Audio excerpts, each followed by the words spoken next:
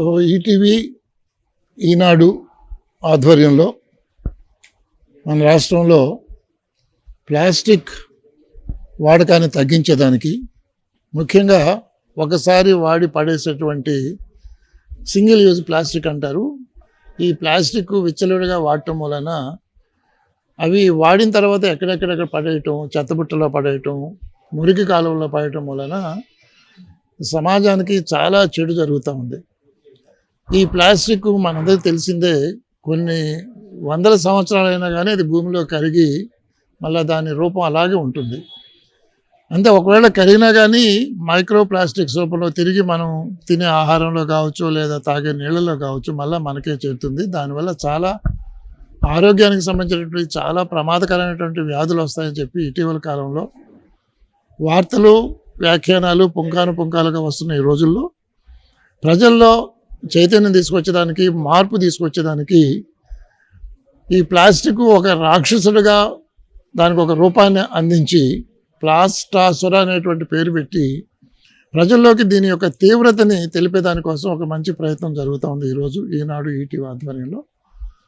దానిలో మేము కూడా మా బాధ్యత ప్రధానంగా ఈ ప్లాస్టిక్ నిషేధించడం అనేది పొల్యూషన్ కంట్రోల్ బోర్డు యొక్క ఒక ప్రధాన బాధ్యత కాబట్టి వారితో పాటు మేము కూడా కొంత ఆర్థికంగా పాలు పంచుకొని ఈ కార్యాన్ని చేపట్టడానికి ముందుకు వచ్చాం.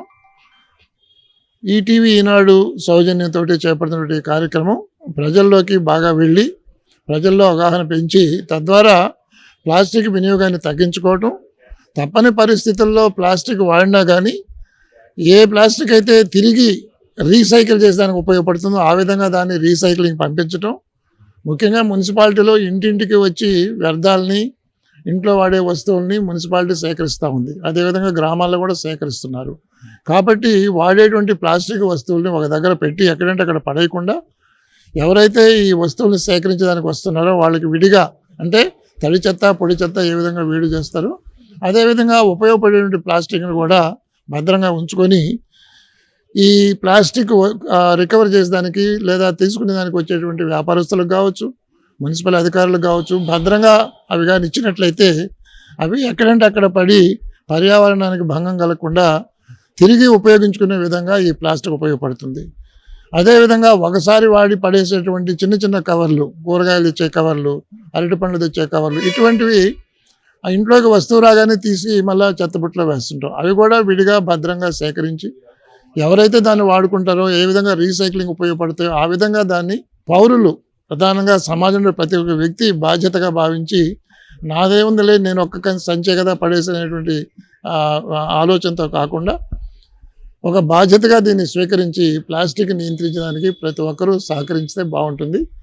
ఆ పనిలో భాగంగా ప్రజా చైతన్యం తీసుకొచ్చేదానికి, బాధ్యత పెంచేదానికి ఈ ప్రచార ప్రయత్నం ఉపయోగపడుతుందని చెప్పి నేను ఆశిస్తూ ప్రజలందరూ సహకరించవలసిందిగా విజ్ఞప్తి చేస్తున్నాను.